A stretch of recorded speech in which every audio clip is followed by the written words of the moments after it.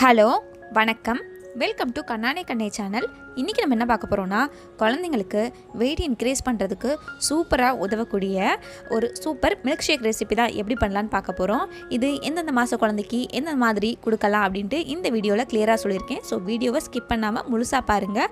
முக்கியமாக இதில் சேர்த்துருக்கிற ஒவ்வொரு பொருளுமே குழந்தைங்க வெயிட் இன்க்ரீஸ் பண்ணுறதுக்காகவே உதவக்கூடிய பொருட்கள். ஸோ கண்டிப்பாக இந்த ரெசிபி நீங்கள் ட்ரை பண்ணி பாருங்கள். இந்த ரெசிபி பண்ணுறதுக்கு இந்த சின்ன சைஸ் வாழைப்பழம் எடுத்திருக்கேன். நான் செவ்வாழை எடுத்திருக்கேன். இதுக்கு பதிலாக எந்த வாழைப்பழம்னாலும் நீங்கள் எடுத்துக்கலாம். இதை சின்ன சின்ன துண்டுகளாக கட் பண்ணி மிக்ஸி ஜாரில் சேர்த்துக்கலாம். நட்ஸ் அலர்ஜிலாம் இல்லாத குழந்தையாக இருந்தாங்கன்னா ஒரே ஒரு டேபிள் ஸ்பூன் போல் நிலக்கடலையை நல்லா தோல் நீக்கிட்டு முந்தின நாள் நைட்டே ஊற வச்சுட்டு மறுநாள் சேர்த்துக்கோங்க.